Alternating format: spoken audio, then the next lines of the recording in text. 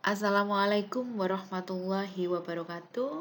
Bertemu lagi dengan Bu Yuli Trihandayani di pembelajaran Geografi kelas 10.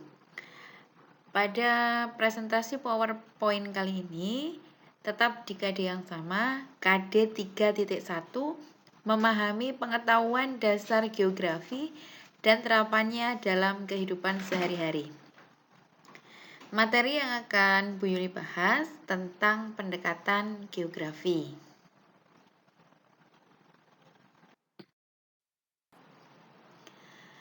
Pendekatan geografi merupakan suatu metode atau cara menganalisis untuk memahami berbagai gejala dan fenomena geosfer, khususnya interaksi antara manusia terhadap lingkungannya.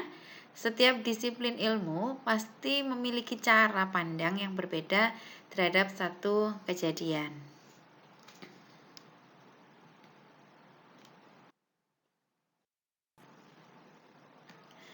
Nah, untuk menganalisis fenomena geografi, dalam pendekatan geografi ada 3 pendekatan. Yang pertama adalah pendekatan keruangan, yang kedua pendekatan lingkungan, yang ketiga adalah pendekatan kewilayahan.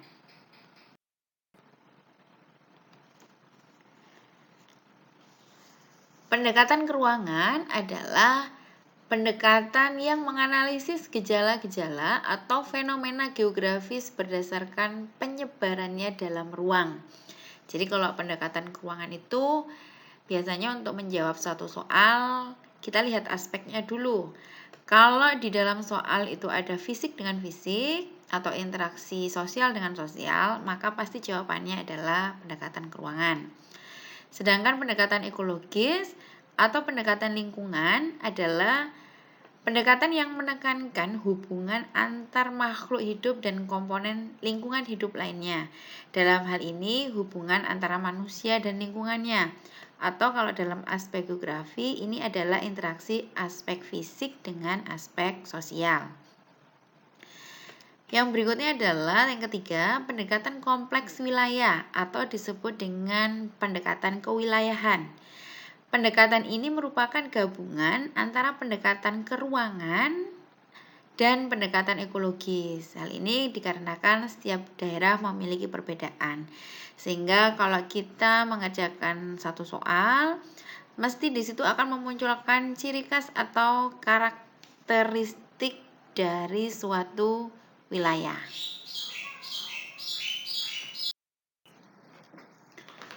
Di slide ini Bu Yuli akan memberikan jembatan keledai atau cara mudah memahami dan menghafalkan pendekatan geografi.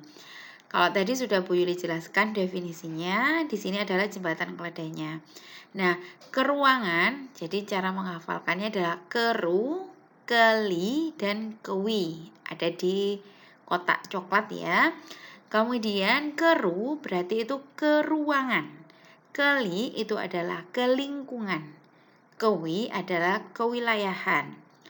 Kata lain dari pendekatan keruangan, kelingkungan, dan kewilayahan adalah jika keruangan atau disebut dengan spasial atau regional. Nah, seperti yang sudah Bu Yuli jelaskan tadi, untuk menjawab sebuah soal dilihat dari kalimat soalnya. Jika di situ ada interaksi fisik dengan fisik atau sosial dengan sosial, maka bisa dipastikan bahwa pendekatan itu adalah keruangan. Kemudian yang kedua, pendekatan kelingkungan atau disebut dengan ekologi. Nah, ini biasanya di dalam soal bisa kita lihat di kalimatnya. Kalau ada aspek fisik dan sosial di dalamnya, maka pasti jawabannya adalah pendekatan kelingkungan. Kemudian yang ketiga, kewi atau kewilayahan atau disebut juga dengan kompleks wilayah. Nah, di dalam soal, kalau kita perhatikan, mesti menimbulkan satu ciri khas atau satu bentuk yang berbeda dengan wilayah yang lainnya. Itu pasti jawabannya kewilayahan. Gabungan antara keruangan dan juga kelingkungan.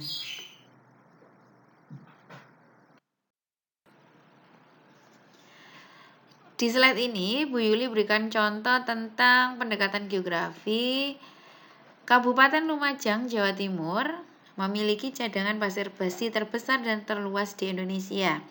Kawasan yang memiliki potensi pasir besi mencapai luas 60.000 hektar. Dari sisi kualitas juga terbaik di Indonesia. Rata-rata kadar besinya antara 30 hingga 40%. Bahkan di beberapa kawasan kadar besinya mencapai 60%. Besarnya cadangan pasir besi di Lumajang juga ada kaitannya dengan keberadaan Gunung Semeru. Banyak investor yang datang ke Lumajang untuk berinvestasi untuk melakukan eksploitasi. Nah, dari bacaan yang sudah Bu Yuli sebutkan, ini bisa kita bagi menjadi 3 pendekatan, dilihat dari aspek yang ada di dalamnya. Nah, nanti ini akan Bu Yuli pisah-pisah. Contoh pendekatan keruangan. Lumajang merupakan penghasil pasir besi, kaitannya dengan keberadaan Gunung Semeru yang selalu aktif setiap menitnya. Kenapa ini termasuk pendekatan keruangan? Karena di situ ada kata pasir besi yang merupakan aspek fisik. Dan pasir besi ini dihasilkan oleh aktivitas Gunung Semeru yang selalu aktif. Nah, ketika fisik ketemu fisik, maka ini termasuk pendekatan keruangan.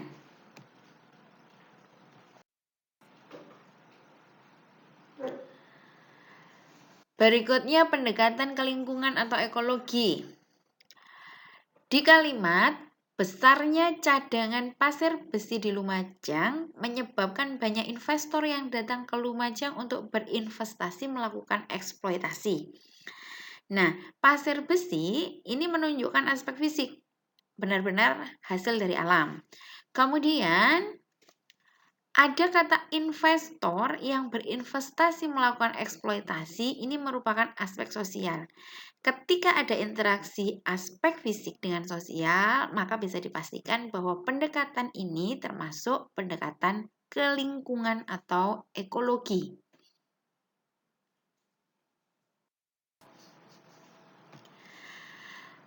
Lanjut pendekatan yang ketiga. Bacaan pertama tadi, Bu Yuli copy lagi di slide ini. Bacaannya lengkap, ada Kabupaten Lumajang, Jawa Timur memiliki cadangan pasir besi terbesar dan terluas di Indonesia. Kenapa ini satu bacaan ini masuk pendekatan kewilayahan atau kompleks wilayah? Karena ciri khas dari kewilayahan tadi, dia menjadi sesuatu yang dapat dikenal, yang membedakan dengan wilayah lain, atau dia memiliki ciri khas dari wilayah lain. Di situ ditunjukkan dari kalimat memiliki cadangan pasir besi terbesar dan terluas di Indonesia. Dan di sini Lumajang sudah terkenal dengan pasir besinya. Maka kalimat-kalimat berikutnya itu adalah kalimat pendukung yang menunjukkan, menerangkan bahwa di bacaan ini adalah pendekatan kewilayahan atau kompleks wilayah.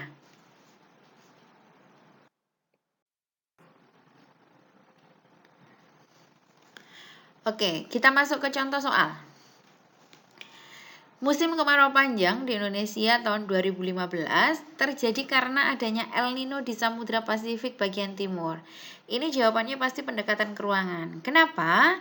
Di situ ada kemarau. Kemarau ini terjadinya karena El Nino, sama-sama fisik.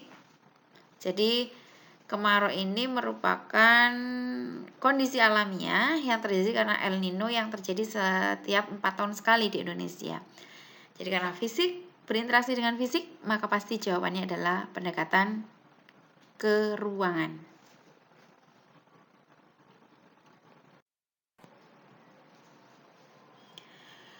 Contoh yang kedua. Bulan Mei 2015 terjadi longsor dan mengakibatkan satu desa hancur. Peristiwa tersebut diakibatkan oleh banyaknya penggundulan di wilayah bukit. Nah, ini adalah contoh soal yang jawabannya adalah pendekatan keruangan.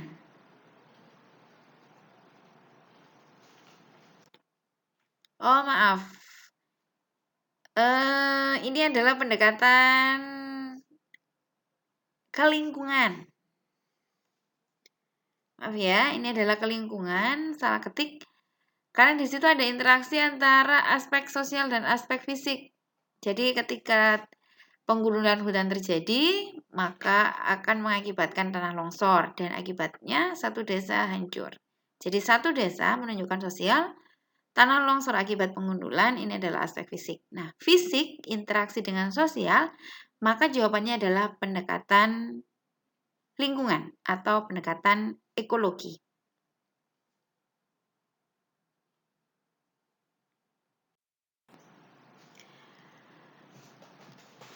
Contoh berikutnya adalah fenomena banjir di Jakarta yang terjadi setiap tahun merupakan kiriman dari Bogor. Di samping itu, tidak adanya daerah resapan juga memicu banjir tahunan tersebut. Jika dikaji dengan pendekatan geografi, maka ini termasuk pendekatan kewilayahan atau kompleks wilayah. Kenapa? Di bacaan di atas, ada kata setiap tahun menjadi ciri khas atau selalu terulang. Kemudian ada kata banjir tahunan, ini juga ciri khas dari kota Jakarta, sehingga masuk pendekatan kewilayahan atau kompleks wilayah.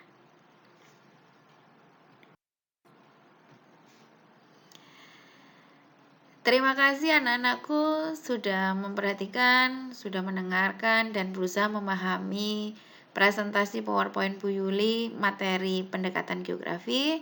Semoga bermanfaat. Semoga kalian paham dan bisa mengerjakan soal dengan mudah.